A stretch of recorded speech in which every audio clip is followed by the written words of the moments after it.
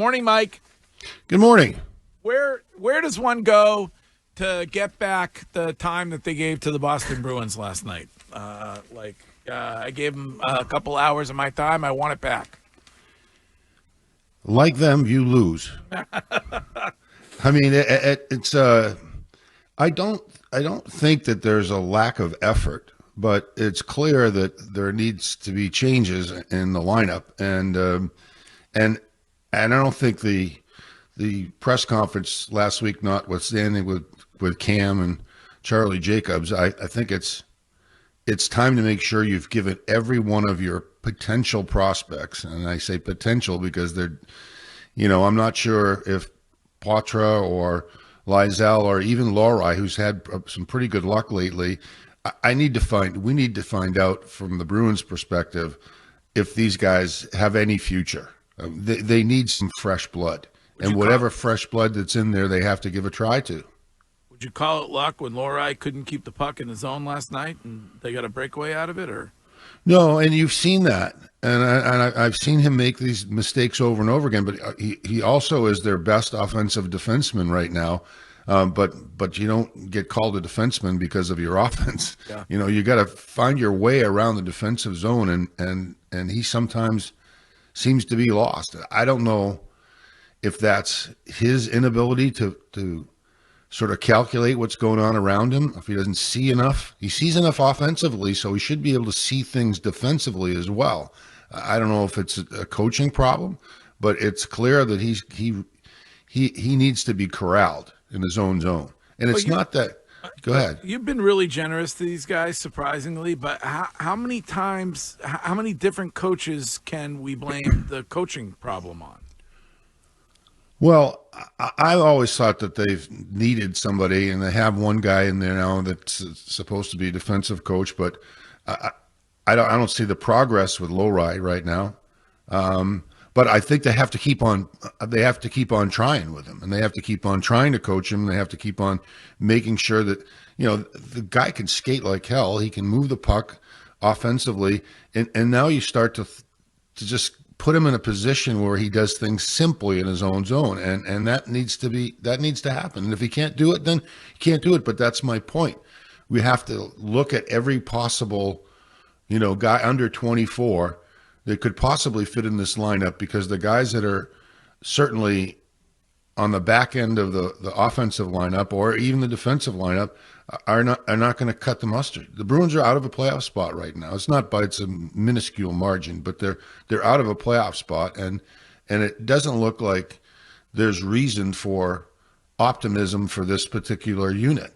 So if you're going to go forward, there's two things that have to happen. You have to look at every younger, and there's a risk that you might not make the playoffs, but you've got to look at all of your young players, and you have to calculate towards the trading deadline. What do you want to give up? How do you want to approach this? And as far as I'm concerned, there are only three players there that are untouchable, and that's Swayman, Pasternak, and McAvoy. And McAvoy hasn't come around the way I would like him to, but another head-scratching situation as far as I'm concerned. But those are the only three guys that should be protected.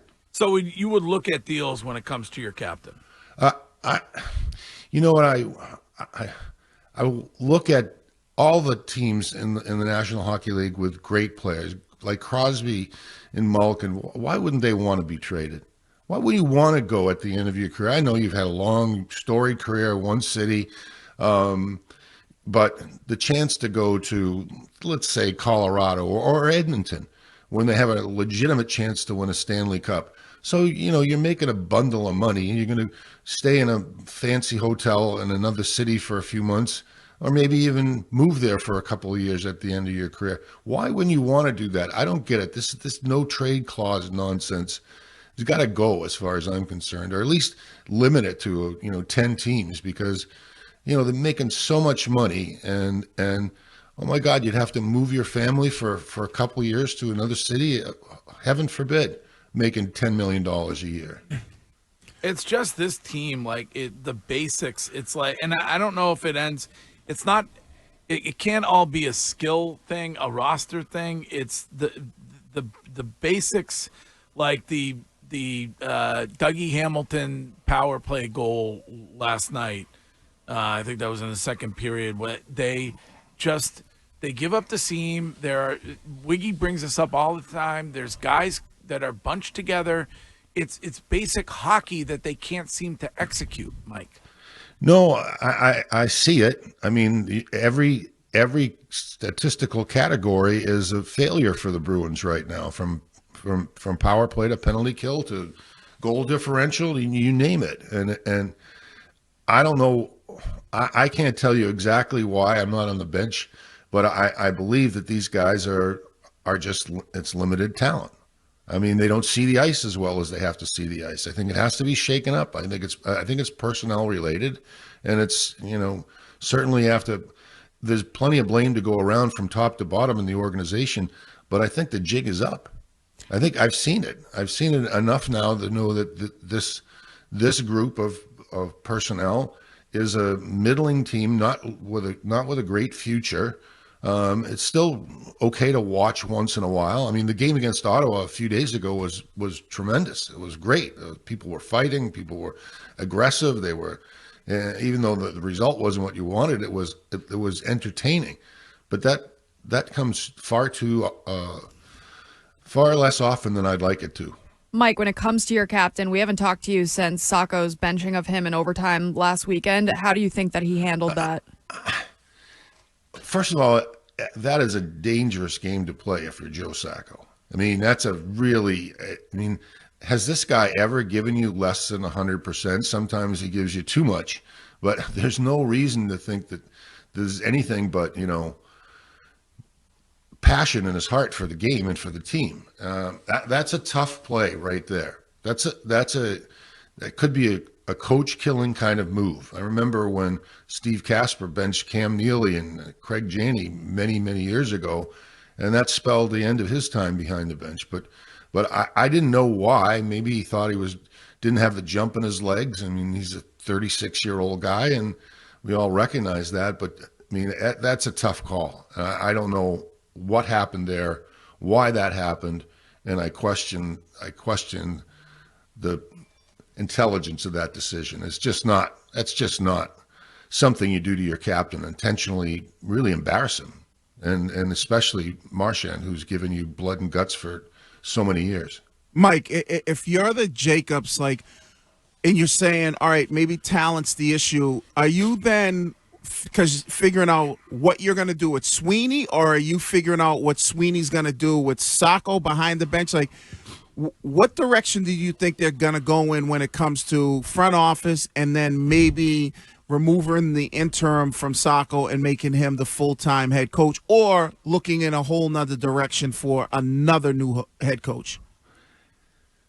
I think they have to, from an administration standpoint, I think that group has to be judged within the next year. I don't think they need to go in different direction with Cam or Don Sweeney now, because when we've talked about this, they threw fastballs at their team and made big trades and tried to go for a Stanley Cup, and I agreed with the decisions that they made, and it fell short. Now, was that the coach's problem, or did they misread their talent? I thought we all saw them played brilliantly near the end in that first year that they played Florida and sort of blew that series, but we all thought they were going to make a deep run for the Cup.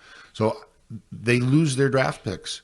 Now they have to make good on the ones that they have remaining, and they have to make good on the assets they have in their hand now in terms of making more assets available at the trading deadline, finding a way to get more draft picks, and making sure that the draft picks that you have are successful. I'd give them more time, because I give them credit for having the cojones to go out there and try to make trades and try to win a Stanley Cup. They went all in. Now they have to go all in a different direction. And as far as Joe Sacco's concerned, well, I think, he's done fine. But I mean, if you're going to make a full scale lineup change, I guess you have to look at, is this the right guy for the kids that you're going to bring in? And that's what they're going to have to do. They're going to have to bring in kids. I don't know how you can be Cam Neely and look at this team going absolutely nowhere like desperately trying to get themselves into a playoff spot and not understand that you got to blow it up.